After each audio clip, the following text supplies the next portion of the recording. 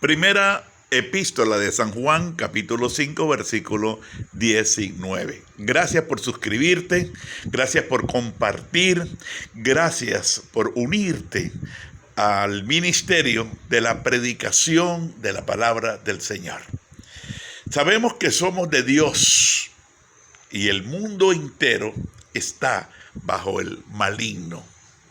Sabemos que somos de Dios y el mundo entero está bajo el maligno. Este es un mensaje que he titulado El reino de las tinieblas. El reino de las tinieblas. Y la introducción que le doy a este mensaje es que necesitamos examinarnos continuamente quién tiene más en nosotros, si el reino de las tinieblas o el reino de los cielos. Este texto dice, sabemos que somos de Dios. ¿Quién habla? El apóstol San Juan, un hombre que había tenido una experiencia personal con el maestro de Galilea. El mismo que dice en Primera de Juan, capítulo 1, versículo 2, que lo que ellos habían visto, oído y tocado con sus manos, eso era lo que ellos habían escrito. Él era un testigo presencial de la deidad de Jesucristo. Ahora, quiero que pensemos que existen, la palabra de Dios señala en Colosenses capítulo 1, versículo 13, el cual nos ha librado de la potestad de las tinieblas y trasladado al reino de su amado Hijo. Nosotros nacimos, usted nació, yo nací, todos nacimos en el reino de las tinieblas. Allí aprendimos a pensar, hablar y actuar como hijo de tiniebla. Toda nuestra vida fue vaciada en el molde de las tinieblas y cuando Jesús vino a nuestro corazón, que rompió ese molde, la figura que quedó es la figura del antiguo molde, el del reino de las tinieblas.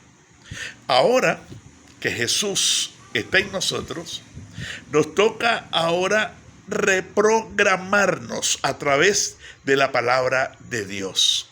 Nos toca desaprender y empezar a aprender.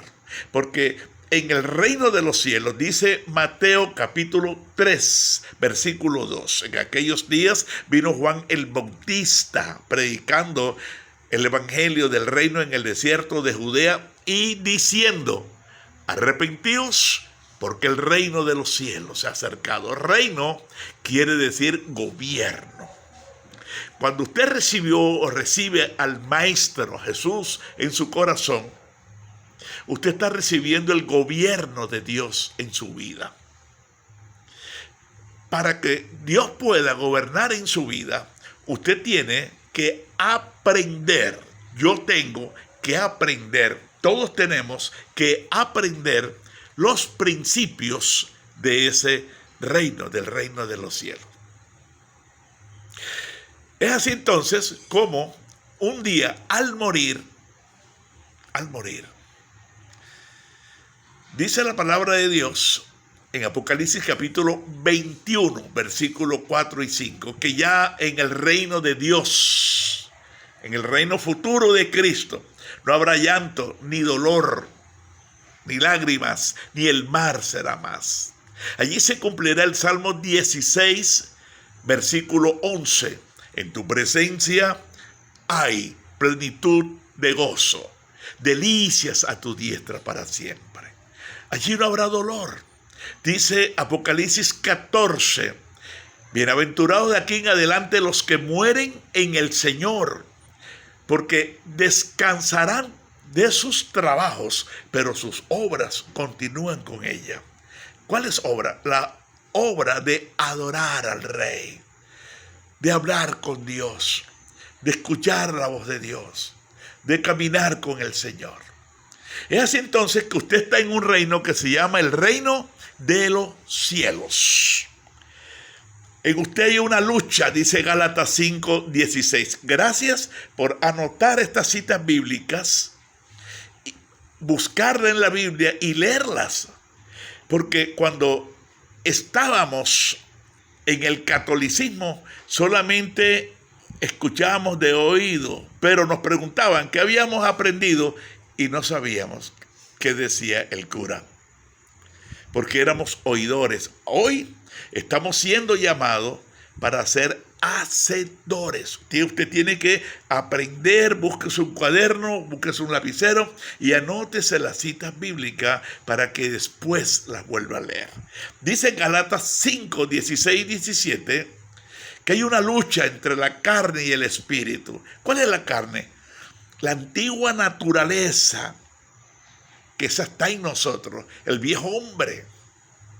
Y es así entonces como usted debe, y yo me pregunto continuamente, porque necesitamos vaciarnos del viejo hombre, vaciarnos de la antigua naturaleza, vaciarnos de cómo pensábamos antes, cómo hablábamos antes y cómo actuábamos antes, porque dice Juan 8:44 que éramos hijos del diablo. Todo ser humano, aunque le parezca duro, es hijo del diablo. Toda persona. El único que nació siendo ya en su condición como hijo de Dios fue uno solo, Jesucristo, porque fue engendrado por el Espíritu de Dios. El Espíritu de Dios vino sobre una mujer llamada María y el ser que allí engendró es santo, perfecto, limpio y resplandeciente, que es Jesús de Nazaret. María nació con el pecado original, igual que todos nosotros. Todos los demás seres humanos nacimos y nacemos con el pecado original. Cristo no nació con el pecado original, por eso fue que Él pudo morir por nosotros y resucitar. Pero quiero hablarte entonces que ahora en el reino de los cielos es importante que tú identifiques 7 características del reino de las tinieblas en la vida del hombre. Incluso en tu vida puedes identificar el vestigio, la señal, el estigma de la oscuridad en el cual un día viviste. Primera característica: el hombre de las tinieblas no le gusta reconocer sus errores.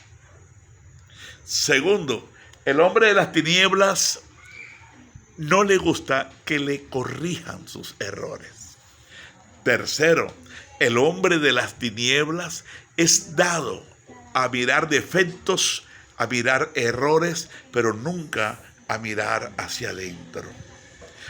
Cuarto, el hombre de las tinieblas siempre está presto para airarse, porque es hijo de ira. Dice Efesios capítulo 2, versículo 2. La ira enseguida lo hace encrespar, enseguida lo hace, porque eso es una manifestación de las tinieblas.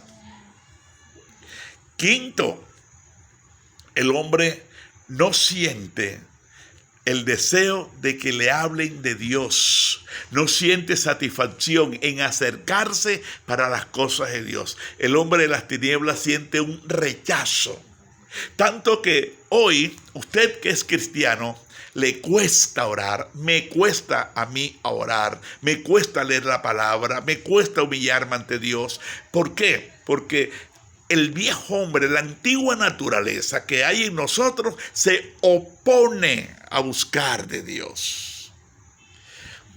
Otra característica del reino de las tinieblas es que la persona tiene tiempo para todo, pero ha borrado a Dios de su agenda.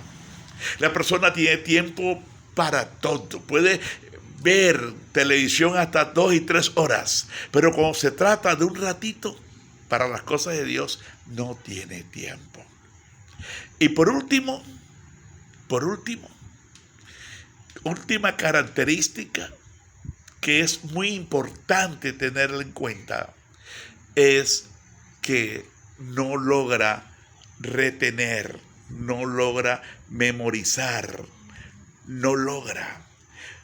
¿Por qué? Porque cuando las tinieblas en el hombre, las tinieblas en usted, no le permite retener la palabra. Y dice Primera de Corintios, gracias por anotarla, gracias por obedecer, capítulo 15.